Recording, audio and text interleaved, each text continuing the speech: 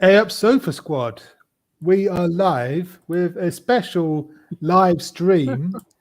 Um, people are taking what? And joining me is scientist Mel. Hello. How you Hi, doing? yeah, I'm doing good. How are you? I'm all right. I'm all right. People Good. are eating horse paste. Yeah, yeah, we're gonna get to that. And but for anyone who who may be watching who doesn't know who you are, um, because I'm going to put this on my Facebook as well. You see, Okay, cool. um, why don't you explain a bit about yourself and what your credentials are, and so Okay. forth. I can do that. So I'm let's see. There's a lot of stuff. It's like where do I start? So my background is primarily in cancer research. Um I have two master's degrees. One is in chemistry. I'm currently teaching college chemistry. I used to teach high school chemistry as well as physical science and biology. Um, so, and I also do science communication on the side. You can check out some of my stuff on youtube.com/scientistmel. I also make resources for teachers and, I just kind of do all of that. I also write stuff. If you like to read stuff, you can look at my articles or my pieces that I've written on my website too, as well. Cool, brilliant. So you know your stuff then.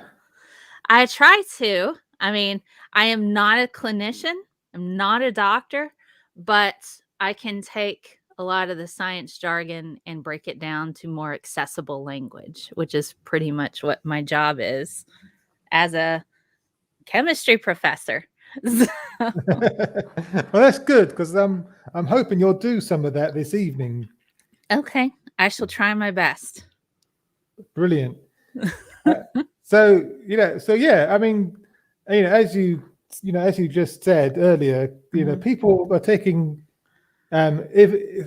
ivermectin, Yes. uh, and what is that? Well, it's an anti-parasitic drug. And what they're doing, a lot of them, and this is where the one of the main problems is they're going to livestock, like, or livestock or feed stores kind of thing, and they're getting the ivermectin as as far as dosage, its dosages and those particular aspects are meant for horses, sheep, and cows. And so this is an anti-parasitic medication. So it helps with nematodes, and it can do help with heartworms. It can help with various types of lice. Now there is an ivermectin that's for humans, but it's a much smaller dosage, and it's typically used if you have like a really bad case of head lice. You got head lice gone wild. Right. So, that's when it's head lice gone wild. That's when it's prescribed. So that's essentially what ivermectin is, but people seem to think that it's some kind of wonder drug. And I see this on the internet. Well, it's Nobel Prize winning thing. Okay, so the person who came up with ivermectin won a Nobel Prize. That doesn't mean it works for viruses. It's really good at getting rid of parasites, though. Yeah. Yeah. So if it's predominantly for livestock, Mhm.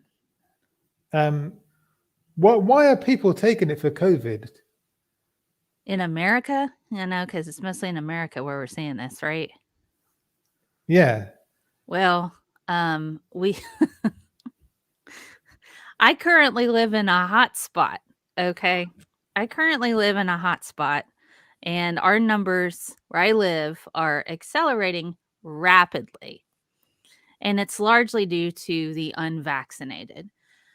People, at least out here, people seem to think that, the vaccine hasn't been tested. It's being pushed by the government for some kind of nefarious reasons. They don't trust it. They don't trust the vaccines at all. There are some anti vax doctors and nurses. If you haven't seen the news, lots of different hospitals staff are walking out because they refuse to get vaccinated. Now, this is lots of them are pretty much nurses. Don't really see a whole lot of anti vax doctors, but they exist. Um, there are, I've gone toe to toe with people, and I noticed purple rhymes with orange. It said that they don't understand the difference between a parasite, bacteria, and a virus. That's part of it too.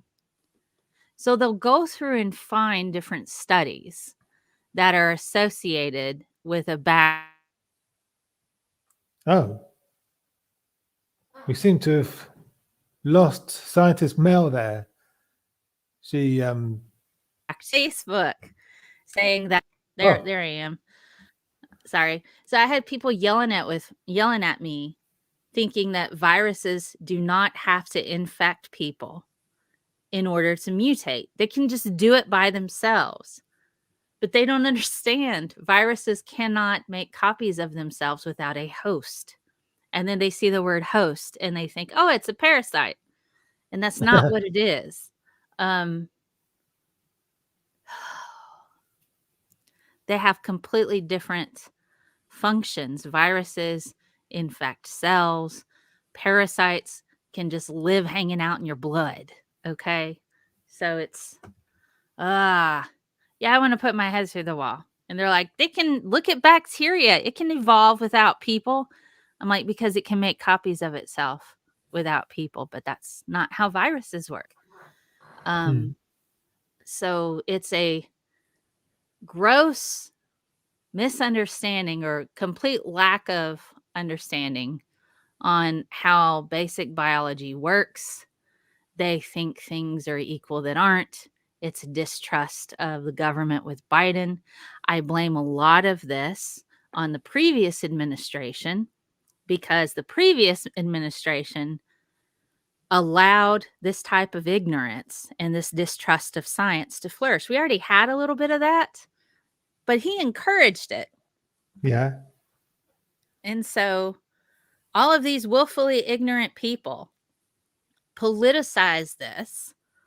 And now they're like, well, Biden says we should all get vaccinated. He's the devil. And you're like, okay, just do me a favor and please don't go to the hospital if you get serious symptoms because I don't want to bleed out in the hallway from a car accident because you took up an ICU bed.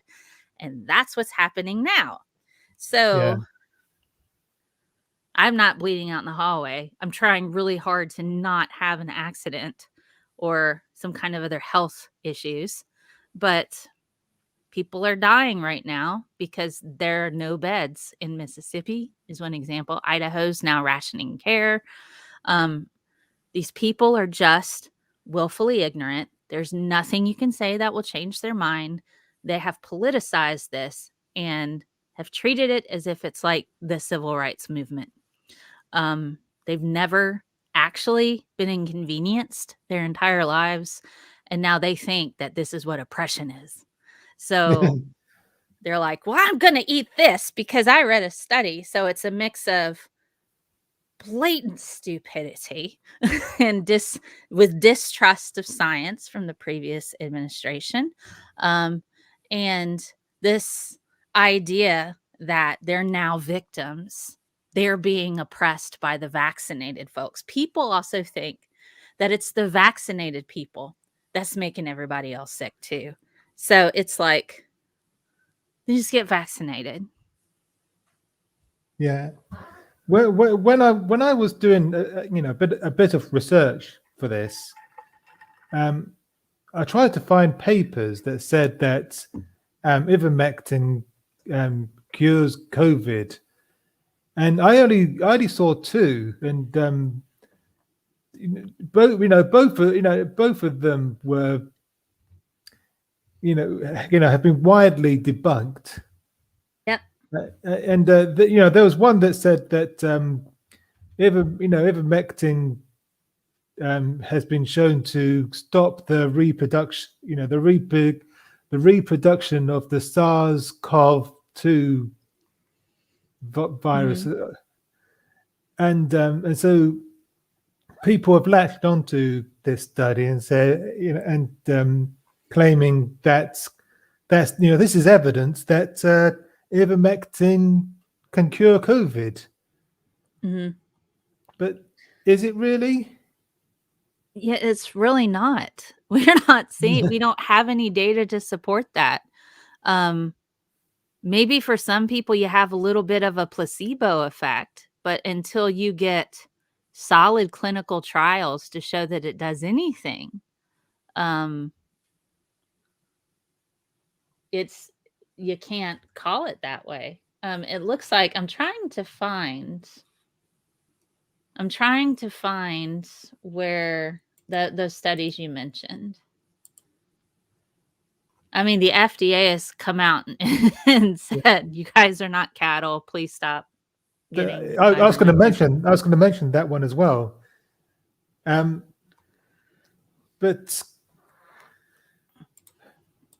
I'm looking up some clinical trials. Ivermectin for severe COVID-19 management. This was all done in Turkey, and it has results. Um, I'm trying to see. But this was on 30 patients. right, That's really small. yeah, Um, yeah. oh my goodness. All right, so there's another one that's completed in Buenos Aires, but I'm trying to see if there's any results. No results are posted. Um, Mm, let's see. Patients, okay, so study group. In addition to HFA treatment, ivermectin 200 micrograms, kilograms per day, 9 milligrams between 36 and 50 kilograms, 12 milligrams. Okay, so they're looking at people, about the mm. weight of people. 15 milligrams. Okay, so they varied the dosage based on size. Um, they did it in the form of a solution to be ingested to the treatment protocol. Say 5 days. Blood sample was taken. Um, overall amount of patients were 30. That's a very Yeah, small amount. it is, isn't it? It's hardly conclusive. Yeah, I'm trying to look at this. I'm trying to see where's the graph, where's the data. Um, okay. I don't see any graphs yet. I'll have to go back and have a look. But I Mm. mean, it's all pretty inconclusive from what's come out so far. There's nothing that shows that it's effective. Um, But on the um, other hand, I remember seeing dozens of articles saying, mhm, no, you shouldn't do this. You shouldn't take ivermectin. you shouldn't. Uh, there's, there's no, or hardly any data to prove that it's effective against COVID. Where, but on the other hand, the the vaccine is the best chance we have of beating this thing. So 20% in this particular study, 20% of their patients died. The 6 Oh, out of 30. And then Oh 9 dear. out of 30 out of the control group died. So it's like, I mean, so 3 less died in the study group. Wow. Well, the big win. That's the problem with only 30 patients.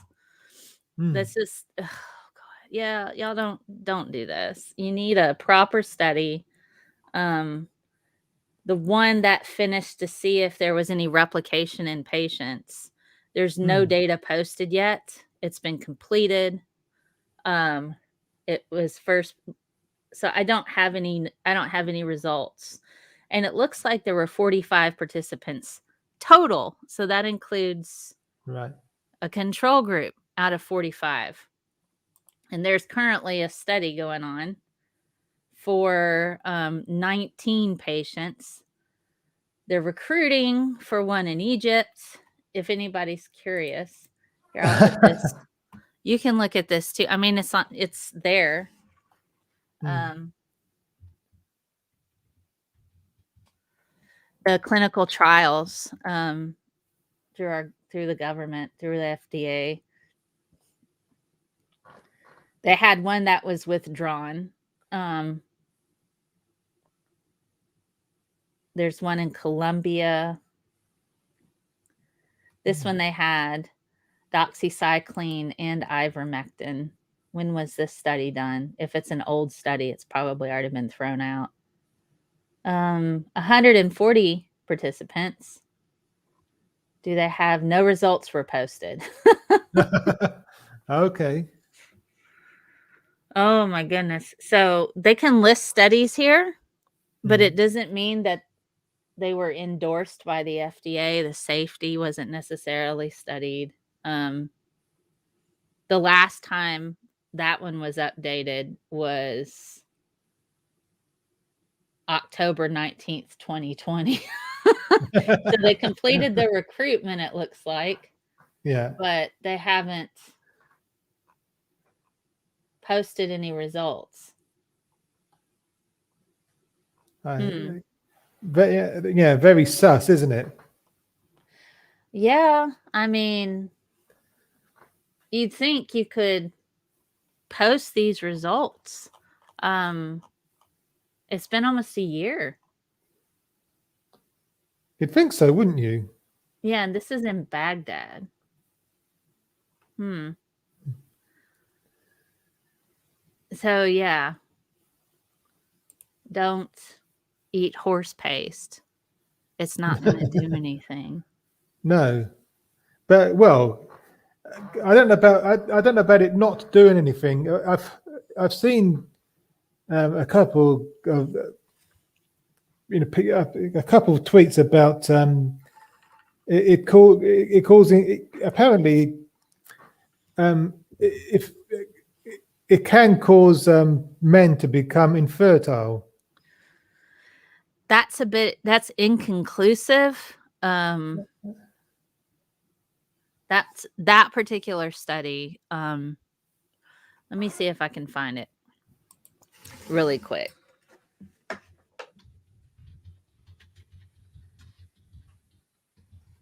I mean, it'd be great if it was true. I mean,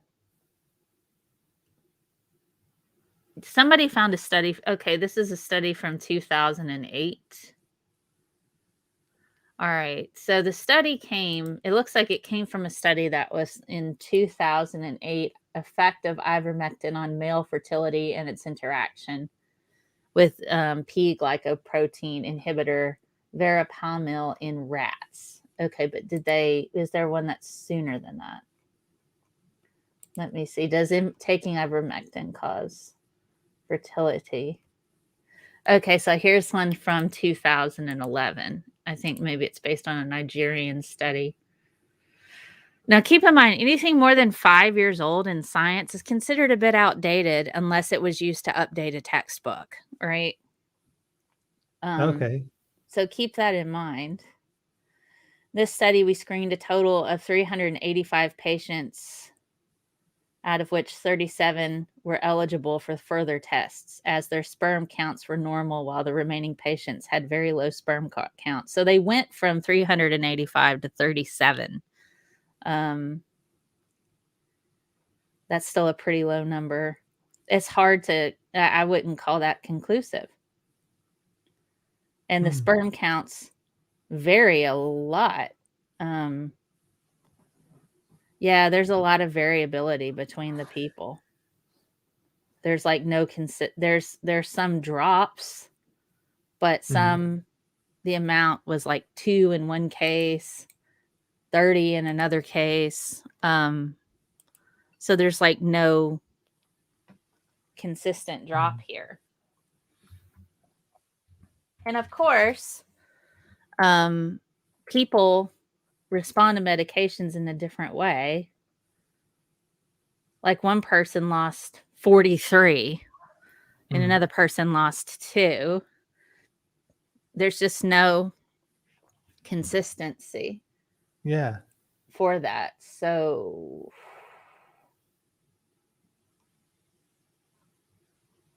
yeah, so this I wouldn't call it, if it's based on science like that. That's pretty low. Yeah.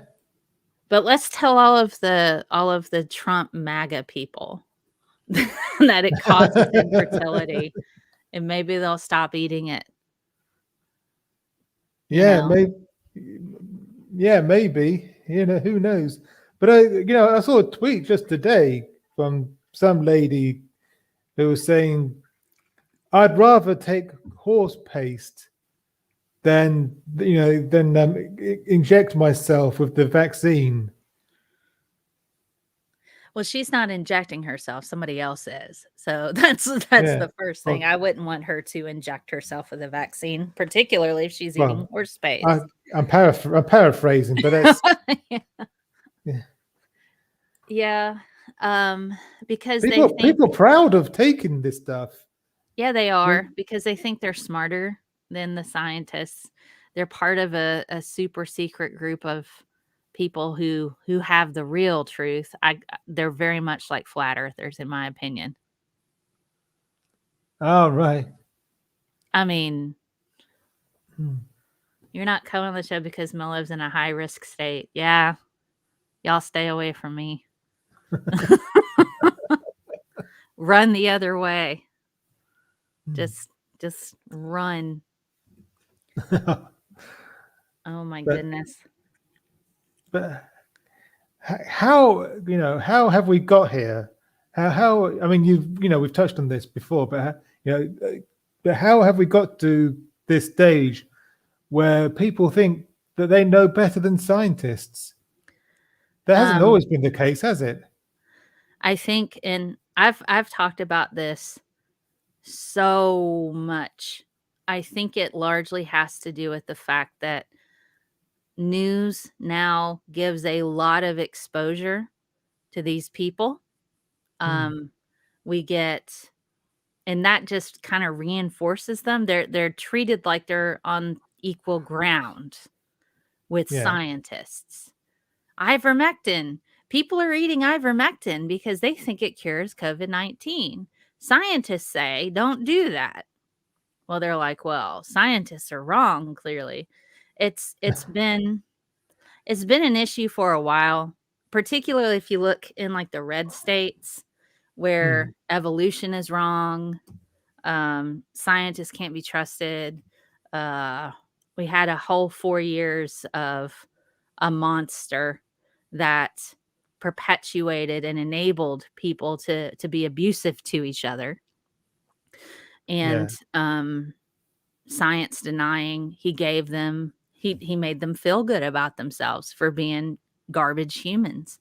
Now they don't have that anymore. And now that they're being garbage humans and they have an administration that's like, you're being garbage humans, stop it. That hurts their feelings. And now they're oppressed. The last guy, he let us do racist and sexist and horrible things and make fun of disabled people. And, well, that's not okay. And you knew it wasn't okay. but now you're just mad because nobody thinks it's actually okay. So Yeah. Yeah. yeah, But there do is you, no balanced news. yeah, Purple. I think purple's right. I think that's part of it as well. But do you think that if Trump was still president, do you think he'd be encouraging people to take ivermectin? Probably. And then he'd go and buy stock in it. Probably, yeah, he probably would. Because but he's been vaccinated, hasn't he? Oh yeah. Oh, I'm fairly certain that man's been vaccinated.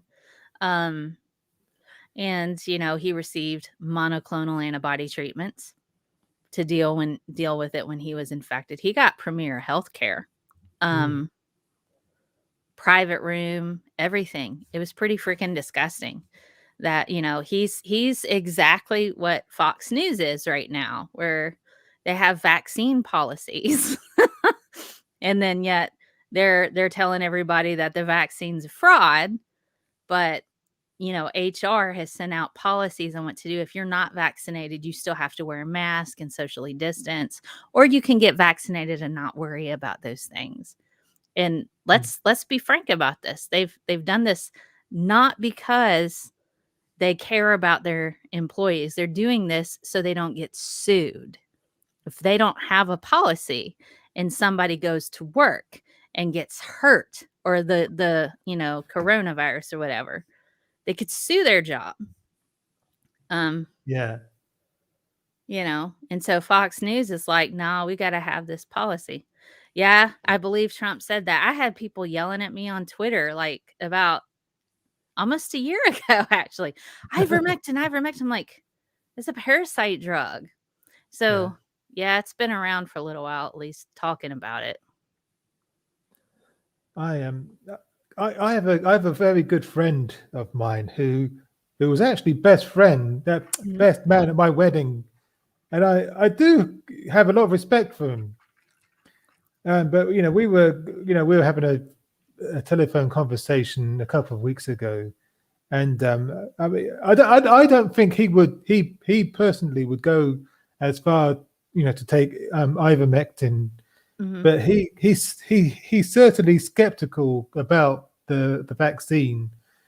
He only took it because he only took the vaccine because his job said that he had to, because Yeah. he works in care. He cares Mhm. for for vulnerable people, and he was complaining about the fact that he was being forced to by his job. And he's because his job said it was mandatory. Otherwise, he wouldn't have taken it.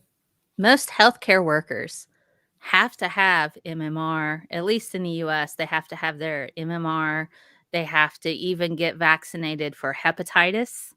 Yeah. They have to get vaccinated for all this stuff. You're throwing a Mm, fit about the Pfizer, Moderna, even the Johnson and Johnson. Like, well, it was rushed and it wasn't approved. No, no, that's not what happened.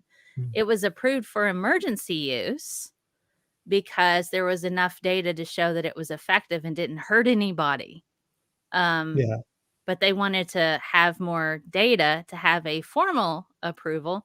But since we're in the middle of a life threatening pandemic, the FDA can go through and authorize emergency use. They did it with hydroxychloroquine. Nobody was bitching about it then because of that Mm. stupid Didier Raoul, that guy. He published pretty much his own papers in a journal that he sits on the board of, and his data was wrong. I mean, he had terrible data, and he falsified some of it. Oh, My okay. my dog is yelling at me, and those papers were retracted. So Yeah. it's like, he politicians put some heat on the FDA to go ahead and authorize emergency use of hydroxychloroquine, which treats malaria. Okay, and it makes you terribly sick. And so Yeah. then they had these studies go through with veterans. They used it on veterans in a veteran hospital to see if it did anything.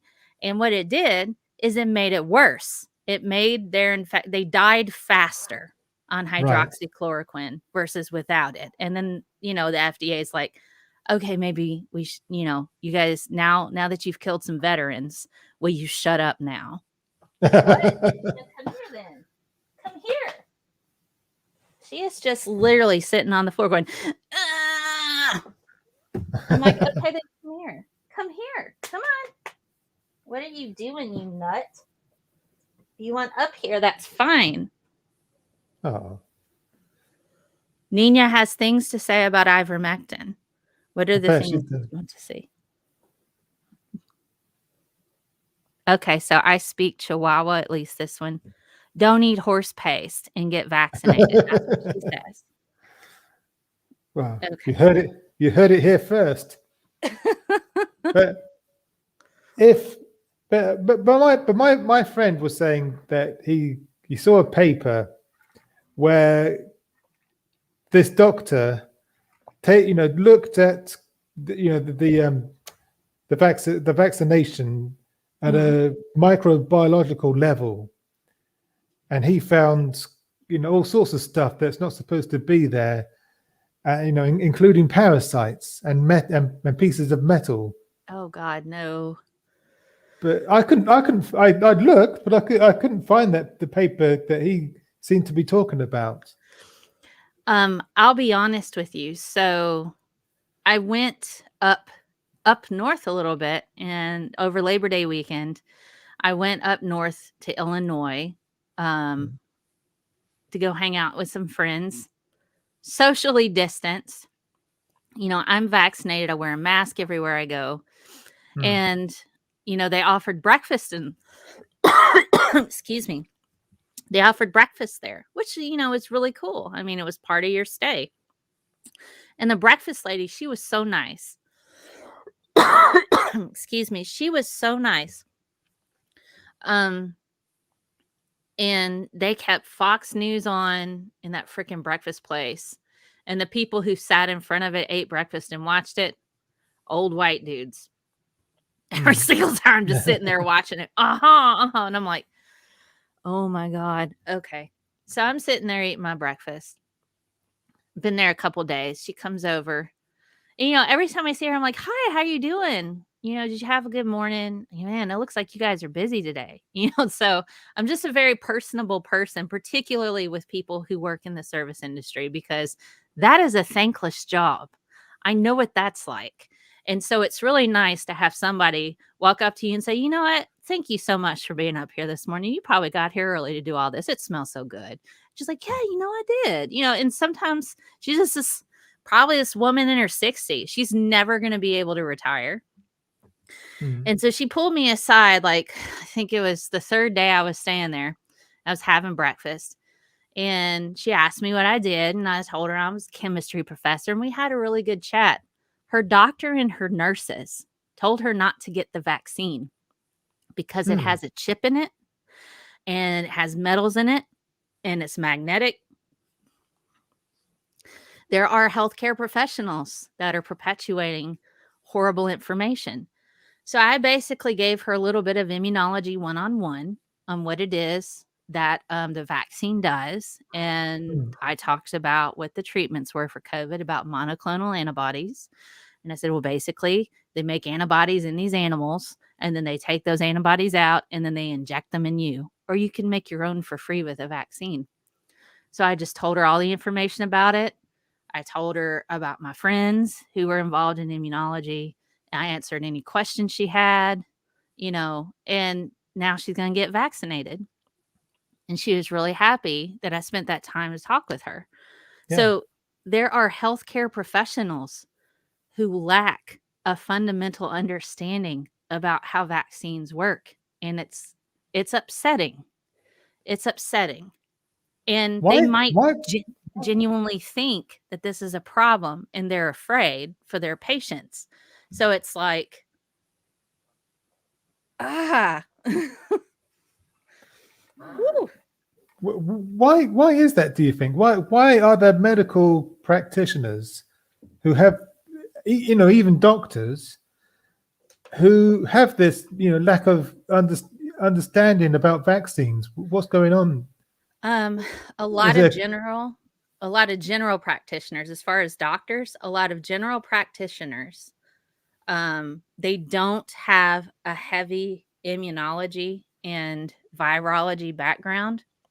Now, the immunologists and the virologists that go through the infectious disease doctors, the ones that specialize in that, they're going to have the information. But the general practitioners do not get the same education. They do to a degree for all their prerequisites, but when they go to specialize, that Mm, education changes. Nurses, because I have taught doctors, I have taught nurses, I know what the nursing program is.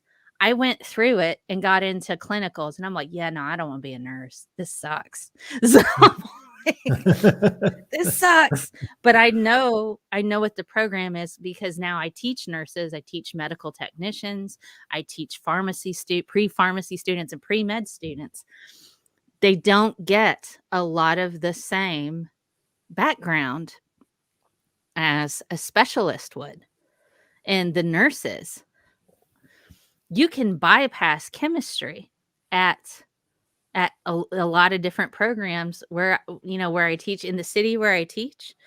A lot of those mm, programs, you can bypass chemistry, and they cover it a little bit in a couple other classes to where you get exposed to chemistry for a day or two.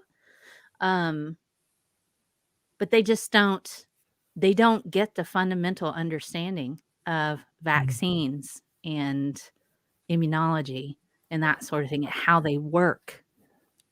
They're just told that they do, but they don't understand 100% what Yeah. the messenger RNA does. They don't have that, which receptor, is it IgG? Are we talking about what kind of, blood cell deals with this? They don't get that. They just know that there's a first immune response and a second immune response that's more specified, and that's what the vaccines work with. They don't hear about the mechanisms, particularly with the messenger RNA vaccine.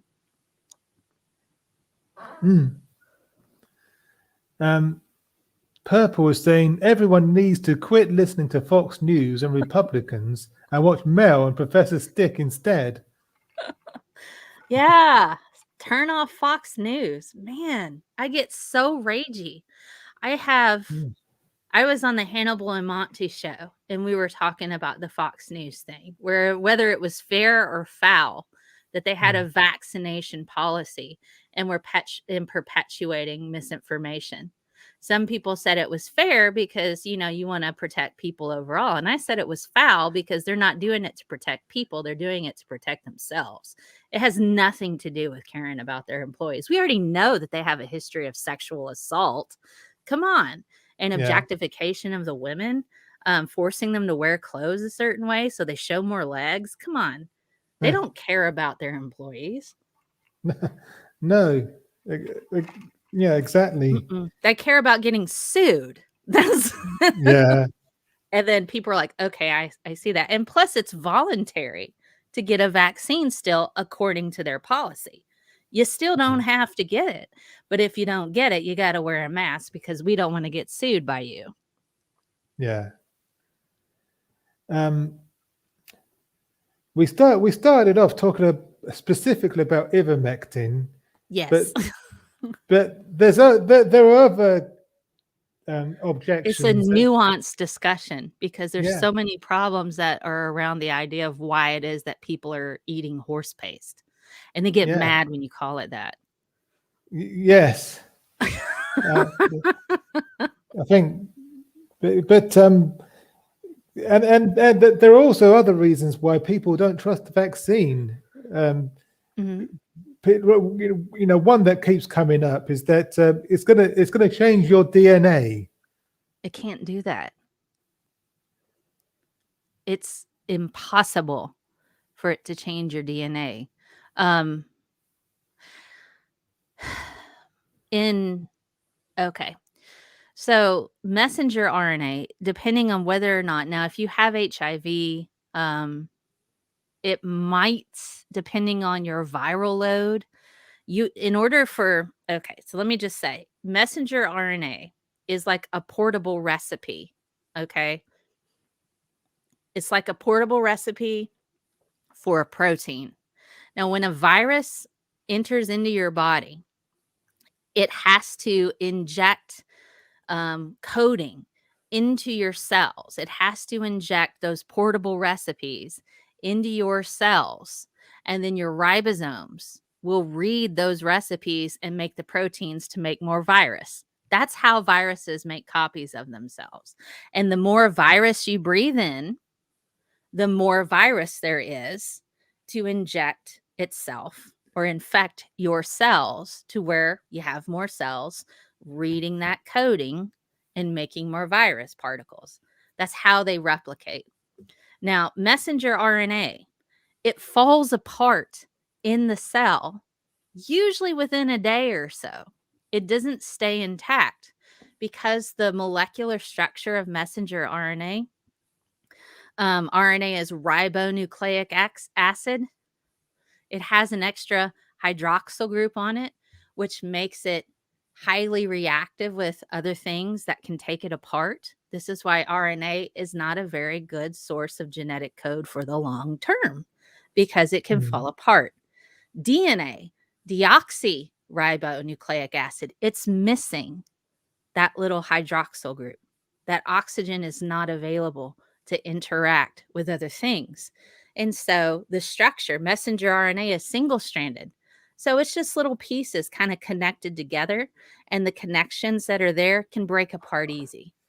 Deoxyribonucleic acid, it's a double stranded attached to itself. There are no oxygens that are available to cause the DNA to fall apart. That's why DNA lasts, its shelf life is about 10,000 years. Messenger RNA, couple days tops. All right. Right. Couple days tops.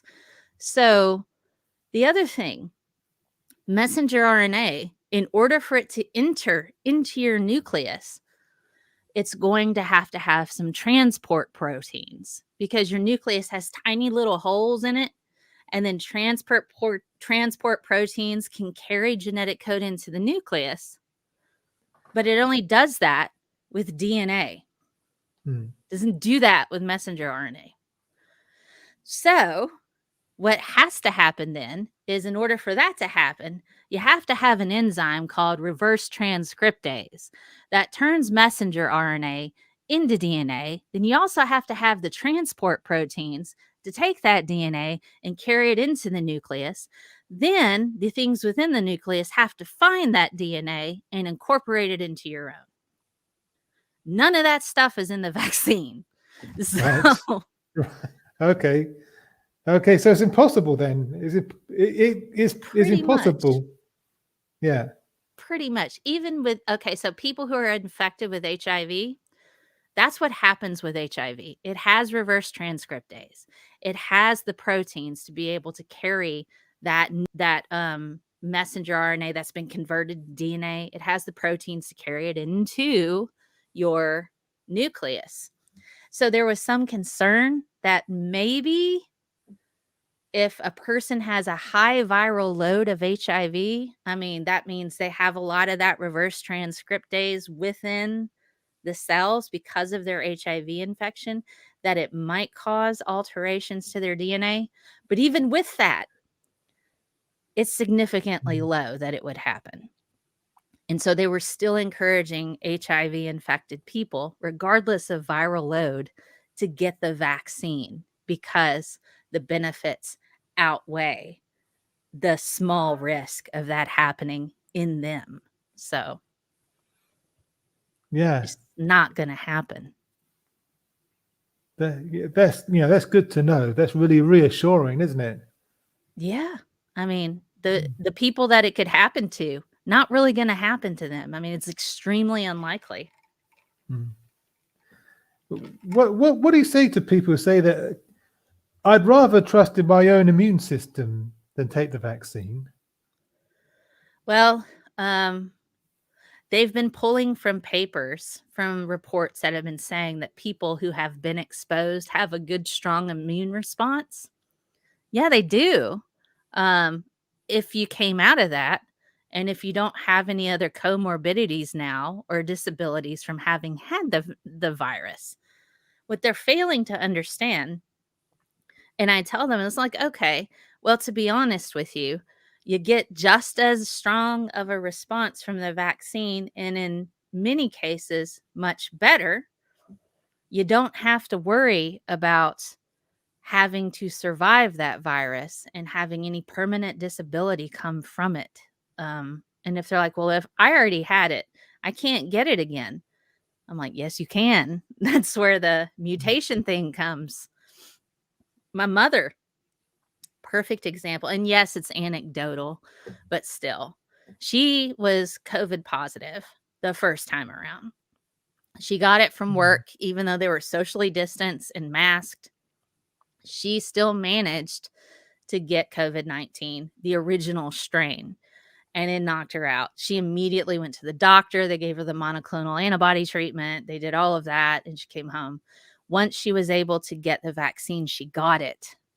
She still managed to contract the Delta 8 variant. Now, had she not been vaccinated, it would have likely killed her. She's pushing 70. She would have Yeah. been in the hospital. That vaccine just gives you more antibodies. And some people are like, well, it makes you sick, like the COVID. Well, you might feel like crap for a little bit, but that's your body's immune response working. Yeah. It's working, but you're not going to go to the hospital, have a tube shoved down your throat, another one in your butt, one up your pee hole, lying on your stomach in an induced coma because your body's fighting an infection, and you're probably going to die if you get to that point. I'm like, do you really want to go through that? Mm. And more and more anti-vaxxers, anti-COVID and anti-mask people seem to be getting COVID, and either getting long COVID and becoming very ill, or even worse, dying. Yeah. So how many people does this have to happen to before people It's are going going to to have sit? to happen to all of them. I really hate to say that. They're willing to sacrifice their children for this victimization, this victimhood that they think is on the same level as the civil rights movement. This is their big movement of being oppressed. This is like a very important thing to them. This is my freedom, and they think it's the same thing. Because I mean, think about it. We had all those Black Lives Matter. We had all of those Black Lives Matter things because, the police are terrible often, particularly to Black people. They just shoot on sight. Oh, he had a cell phone, not a gun. Oh, my bad. He's dead now. Oh, well. I mean, that's what. And so we had to protest that. But and they're like, well, Black Lives Matter, they're the ones who are going perpetuating COVID. No, they're not. They were socially distanced. You go look at all the footage. They had on masks. There was hand sanitizing stations. It it wasn't them. And the violence that erupted in lots of those places, we have evidence to show they were white supremacists that came in to make it look like they were the ones who were rioting, but it wasn't. It was the white supremacists. So we had that going on during the Trump administration. Yeah. So now these angry white folks, they think, well, our children are being oppressed by wearing a mask. Well, where were they when they practice active shooter drills, which, I used to teach high school. There's nothing quite like cramming 25, 30 kids into your lab closet and putting a table up against the door just to practice, Yeah. and having code that you use with the local law enforcement to let them know that the shooter's not in the room with you. I mean, it was usually, that's fine. That's fine. But making kids wear masks so they don't get COVID and kill grandma or their teachers or the staff, or, it's this is their opportunity to treat this as a giant, oh, I'm being oppressed thing, just like the black people have been. And so this is how they rationalize it in their heads. They've Yeah. politicized it.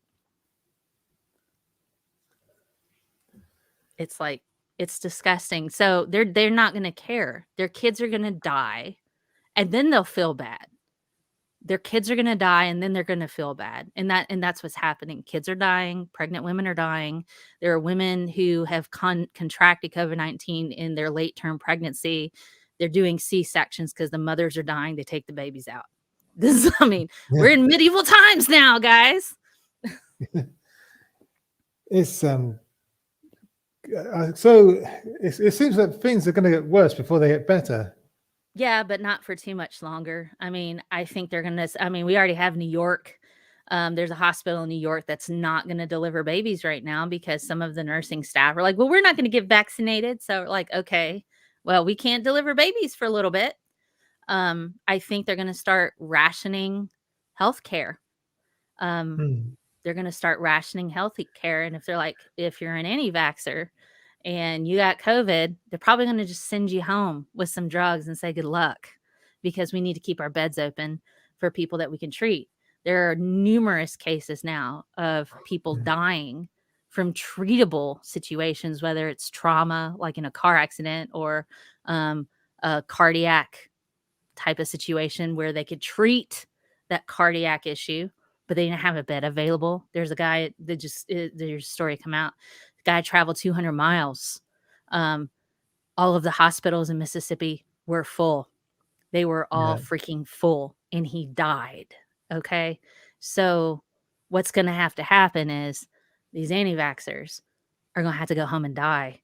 And when they do that, they're probably going to pull their guns out, and everybody else, well, this so and so died because you didn't get health care. Well, your insurance isn't going to cover it anymore. Um, Insurance is going to get expensive. These people are going to go bankrupt. There are people with $500,000 COVID bills from getting COVID-19. And the insurance company is going to say, you could have got vaccinated, but since you didn't get vaccinated, we're putting this cost on you because you're a higher risk. And they do that anyway. If you smoke, if you are like a drug user and that pops up in your health history, if you're a consistent smoker, you pay more money every single month for health care. Yeah. That's going to start being for people who are overweight. They're going to try to raise they're going to try to raise the premiums for that. And if you have had COVID-19 at a time and you are not vaccinated for that and you get long COVID, they're probably not going to cover it. They're probably not going to cover it because you could have prevented that just by getting vaccinated. And they'll be like, you're a higher risk. I'm sorry. And it's completely legal for them to do that. Yeah. So once they But start going bankrupt, that's when it's going to matter. When they start losing money, it's not going to matter if they lose family members. yeah, that's a sad truth, isn't it? It is. And and people like overseas, or people with, people that are human beings with good hearts are like, well, surely once their kids start dying, it'll matter. No, it won't. They'll just turn their kids into martyrs, and it'll be like, Yeah. it'll be everybody else's fault. And then once their kids die, then they'll be like, okay, maybe I should have listened. But that's what's going to take. It's going to take massive permanent disability or death on themselves or on their kids. They don't care about if it's somebody else's kid, because that didn't happen. They had comorbidities. That kid was 10 pounds overweight. That's what killed him, not the Rona. That's how it's going to go. Yeah. Purple is saying when they have to start pawning their guns to pay the bills. Man, for real. But we've been painting quite a bleak picture, but is there any good news? The good news is once they start rationing healthcare, and these idiots, once they start doing vaccine mandates, which is what it's going to take, and these people don't have jobs anymore, once it hits them in the pocketbook, people will fall in line. Yeah. People will fall in line. They'll think that they can sue, but they won't be able to afford it. And they don't have a case. So the good news is that, that's going to be a thing. The good news is it's not likely that the way that this virus enters into your cells is going to change because it's really good at that, which means you'll probably just have to get a booster shot every once in a while if you're already vaccinated. Go get Mhm. your booster shot because I have a feeling they're going to be like, okay, once you get vaccinated, you're going to have to get a booster shot for the new variant. And then Yeah.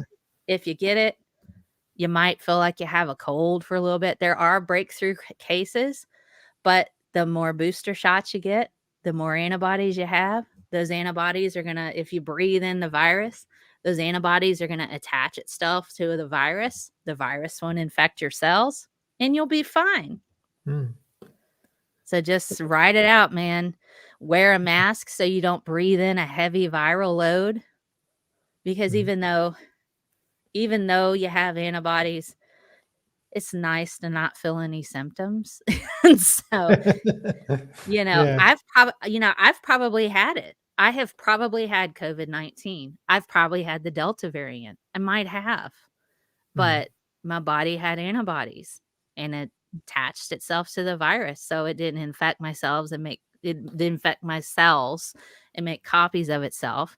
And I didn't contribute to its mutation. So my conscience is pretty clear. So if you go get vaccinated and then booster shots come out, go get that booster shot, wear your mask when you're out so you don't breathe in a heavy viral load because they still live in water particles. Mm. Antibodies are still going to work. Yeah. Well, I think we've just about covered everything. Just Um, about.